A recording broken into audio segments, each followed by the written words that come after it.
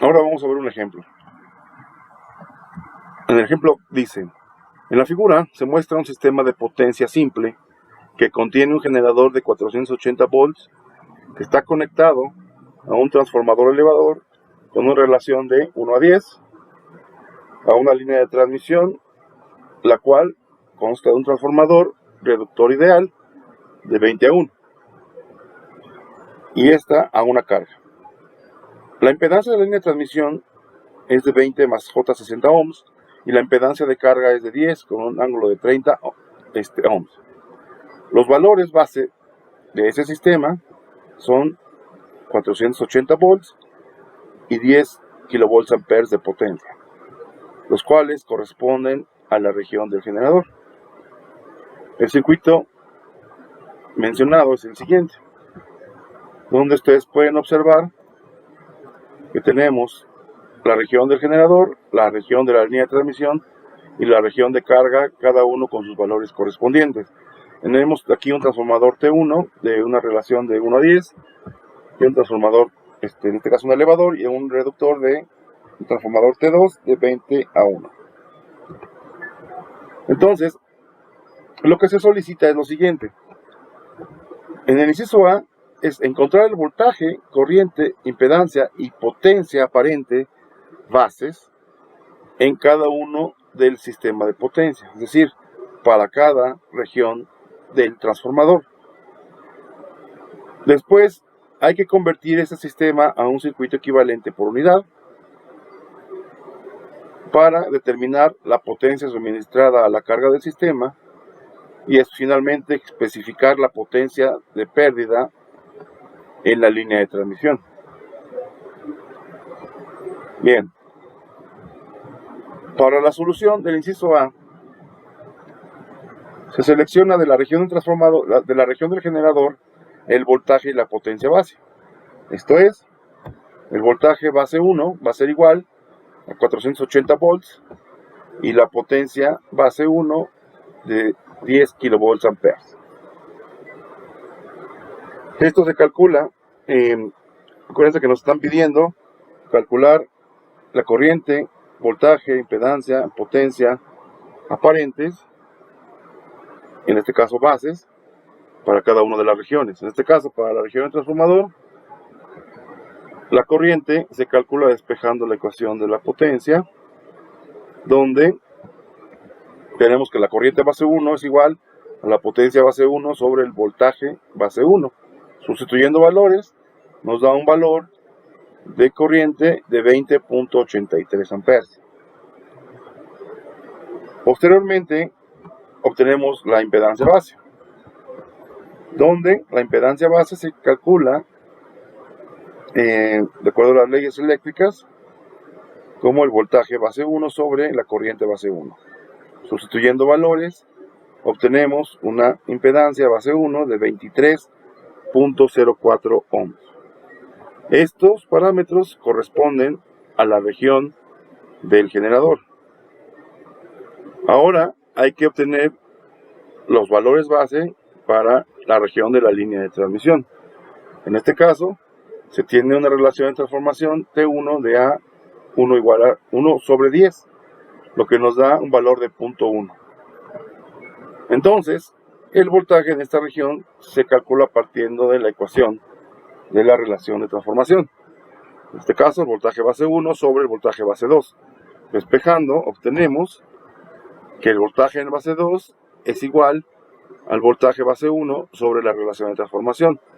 Sustituyendo valores, obtenemos un voltaje en base 2 correspondiente a la línea de transmisión de 4800 volts.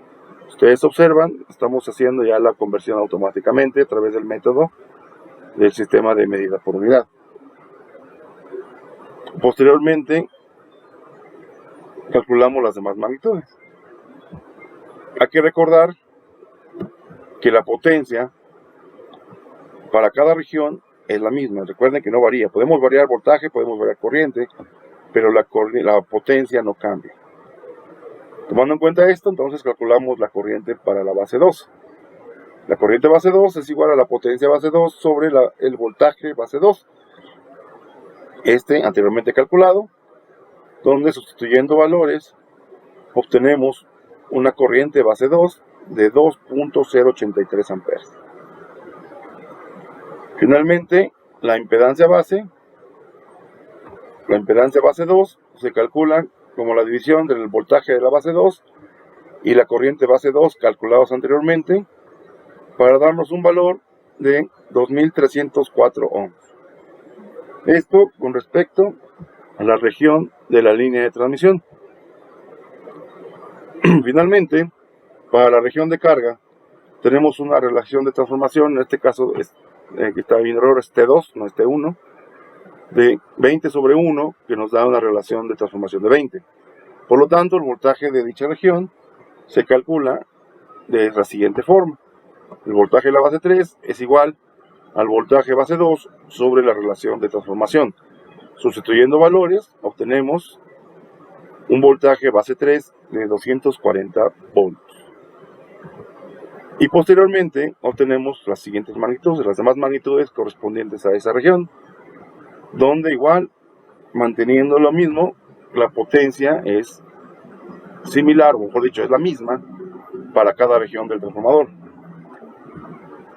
Entonces, obtenemos la corriente base 3, sustituyendo valores con el voltaje base 3 anteriormente calculado, nos da una corriente base 3 de 41.67 amperes. Y finalmente, una impedancia base 3, que es el voltaje base 3 sobre la corriente base 3, calculados anteriormente, lo que nos da una impedancia base 3 de 5.76 ohms. Con esto cubrimos el inciso A. Ahora vamos al inciso B.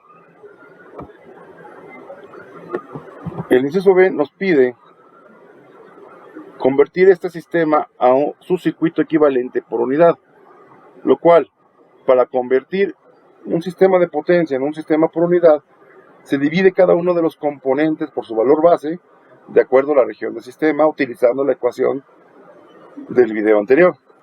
Es decir, para la región del generador, el voltaje por unidad se calcula dividiendo el voltaje real entre su valor base. Esto es, el voltaje de generador por unidad es igual al voltaje nominal o voltaje real entre el voltaje base, en este caso base 1.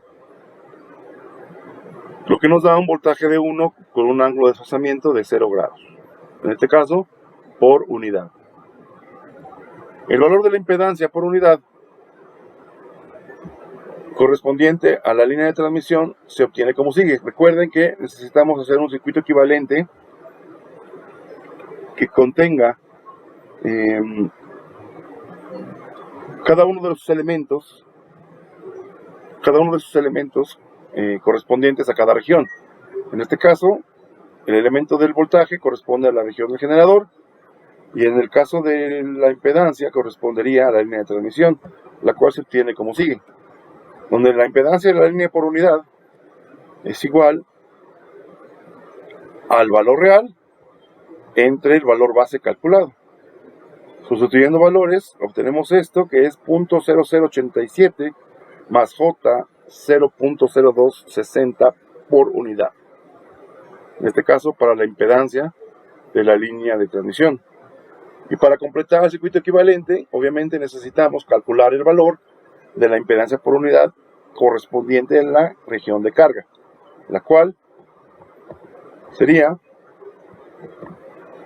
la impedancia de carga por unidad es igual al valor real, igual al valor nominal, sobre el valor base anteriormente calculado, donde nos da un valor de 1.736 con un ángulo de desfasamiento de 30 grados por unidad.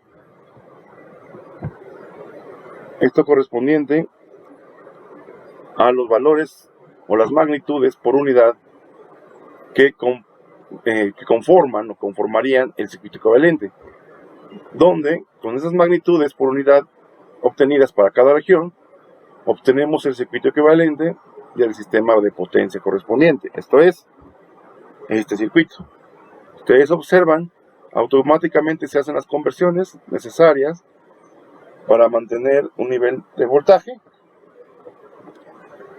sin tener que realizar las conversiones un poquito complejas que veníamos realizando anteriormente. Entonces tenemos aquí el voltaje por unidad del generador, la impedancia de la línea de transmisión por unidad y la impedancia de carga por unidad. Tomando en cuenta que cada una de las corrientes de cada región deben ser iguales a la corriente por unidad. ¿Sí? Por lo tanto, con esto cubriríamos el correspondiente al inciso B. Ahora, para el inciso C, hay que determinar la potencia suministrada a la carga del sistema, para lo cual necesitamos calcular este parámetro, el parámetro de la corriente por unidad que circula por el sistema de potencia, el cual se obtiene a través de la siguiente ecuación. La corriente por unidad es igual al voltaje por unidad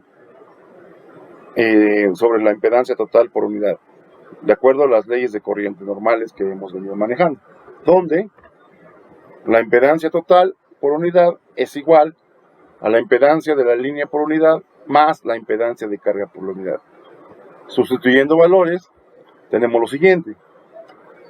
Tenemos el voltaje por unidad obtenido anteriormente, la impedancia de línea por unidad y la impedancia de carga. Obviamente, en este caso, hay que hacer la conversión de un sistema polar a un sistema binomial para poder realizar la operación.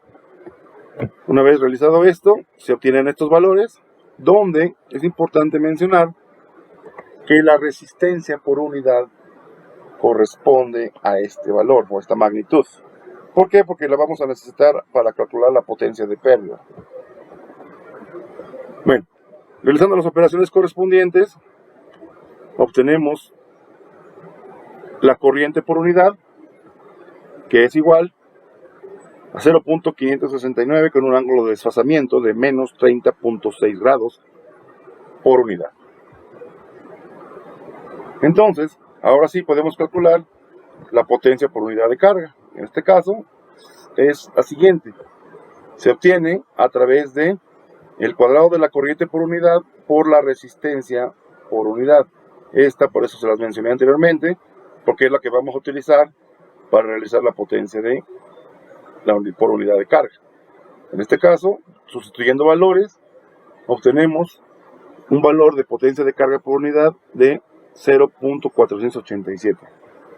Por lo tanto, la potencia real suministrada en la carga se obtiene de la siguiente forma, donde la potencia de carga es igual a la potencia de carga por unidad que obtuvimos anteriormente por la potencia base. La potencia base de cada una de las regiones, que obviamente aplica la misma para cada uno.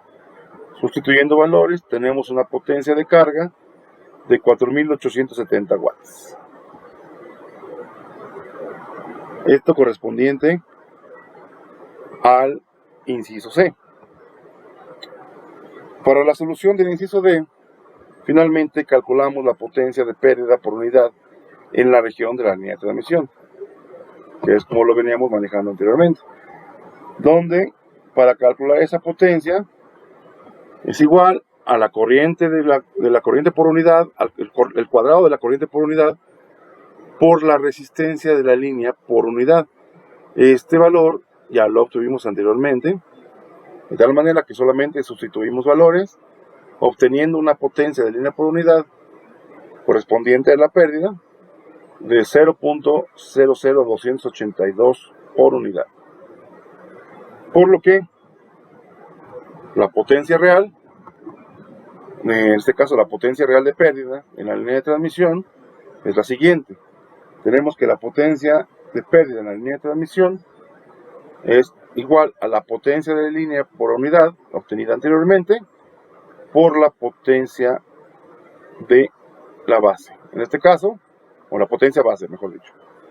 Sustituyendo valores, tomando en cuenta que es la misma potencia, se obtiene una potencia real de pérdida de 28.2 watts. Y con esto solucionamos el inciso D del ejemplo. Como ustedes pueden observar a través de este método, es mucho más sencillo, mucho más simple la solución de un circuito transformador, eliminando la necesidad de estar refiriendo los niveles de voltaje para cada región y poder obtener corrientes, voltajes, etcétera, cada uno de los elementos del circuito transformador, lo que lo hace un método mucho más versátil.